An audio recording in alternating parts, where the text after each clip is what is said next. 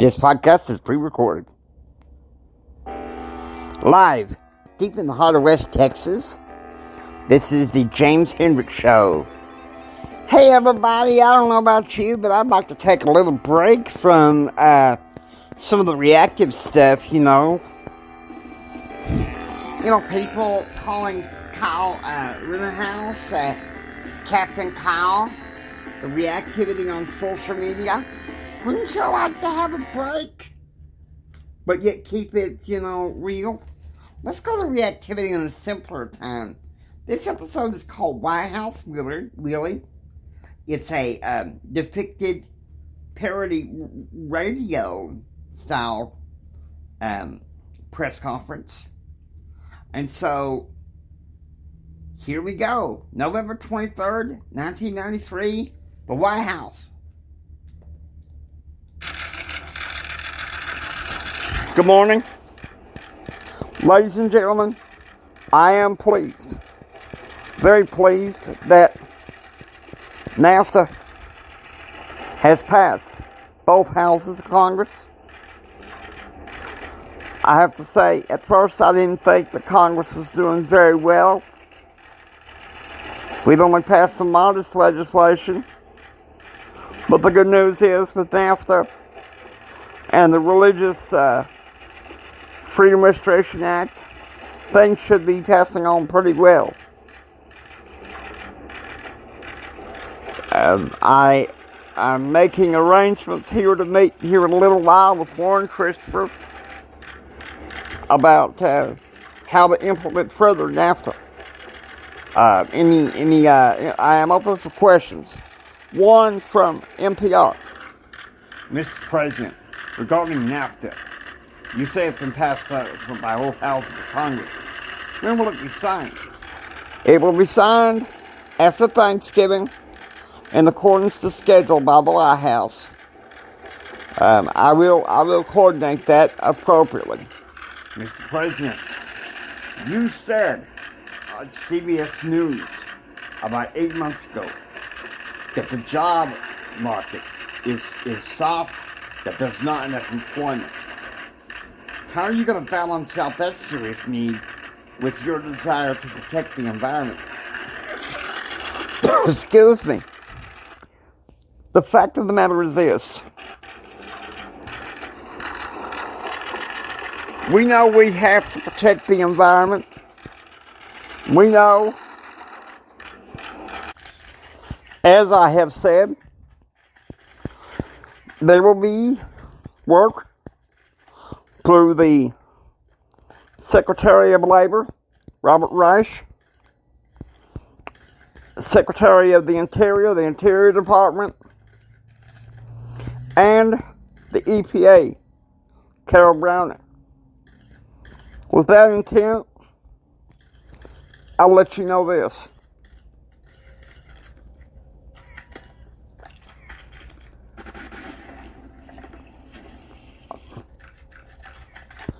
As I've said, these are my stance on how we're going to implement NAFTA. What about the issues with Latin America, Mr. President? Namely Cuba. We will deal with Cuba in an appropriate way when the time is right. In the meantime, here in a little while, I will be having a briefing with Secretary of State Warren Christopher. So you know. The fact of the matter is this. NAFTA will be implemented. It will be signed and appropriate.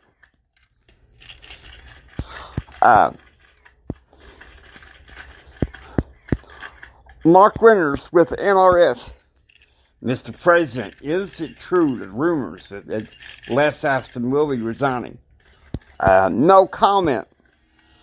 But it's true that you might be wearing some egg on your face due to Somalia. What happened in Somalia was a disaster.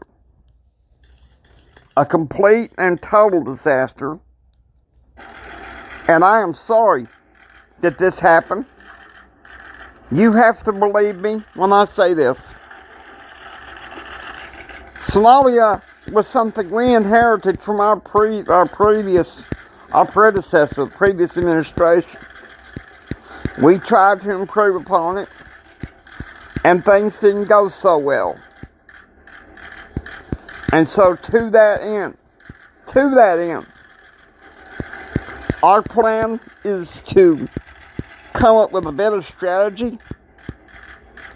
There is no doubt that I've had my differences with Secretary Aspen, but today I do not wish to comment on that at this time. Mr. President, regarding health care, is it true that you're planning on submitting this to Congress sometime in January? That would be something that would be discussed when Hillary and I are together.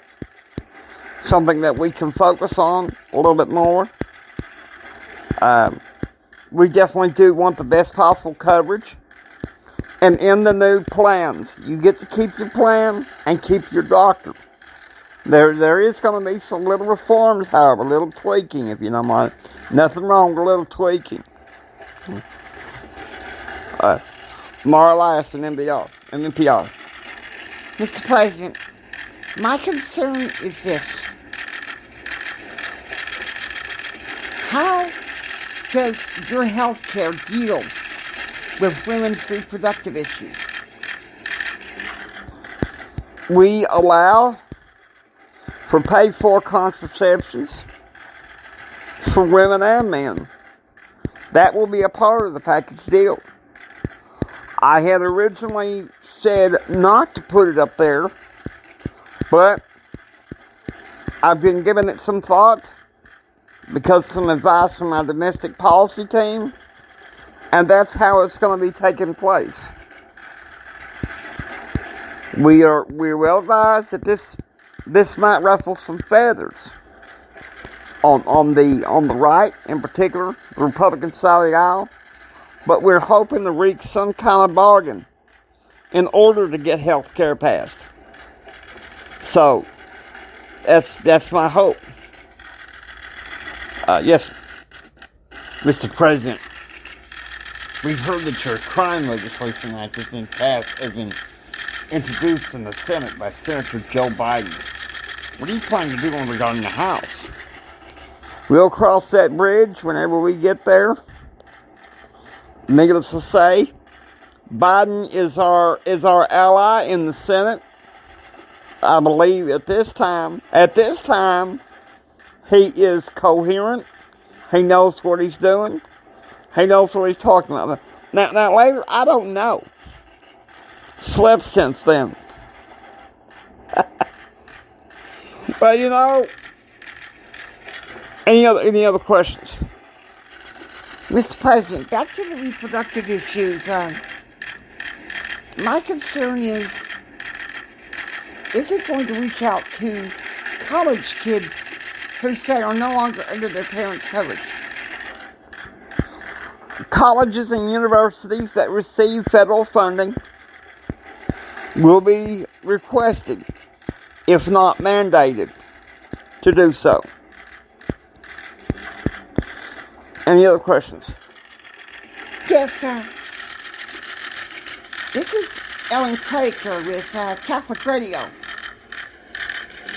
Cannot religious schools receive an exemption from the contraceptive mandate, if so desired? Wanting to reach across the aisle, yes. Religious exemptions will be examined on a case-by-case basis, based on the ethos and the environment of the school and its administration. Yes, ma'am.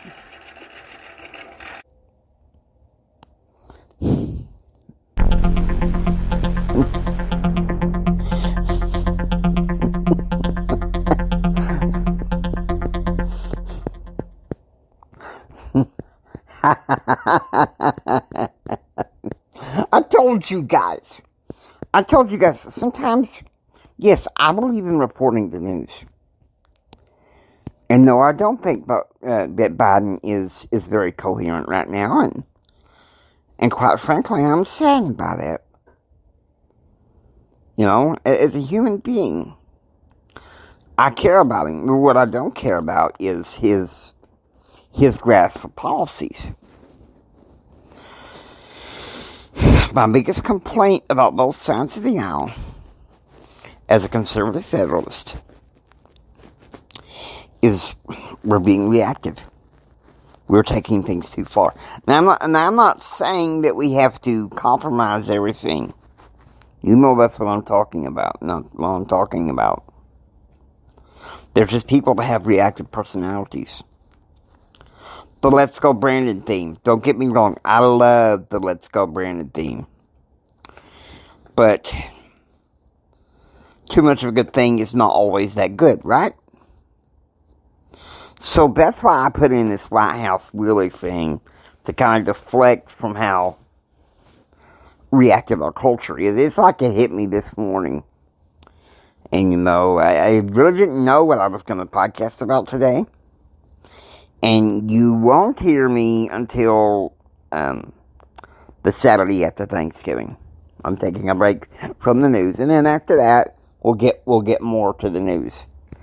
And you guys take care. Hope you've enjoyed listening to the James Hendricks Show. If you like what you hear, please subscribe. Become a part of receiving most daily updates. This is Jimi Hendrix saying until next time, take care and God bless.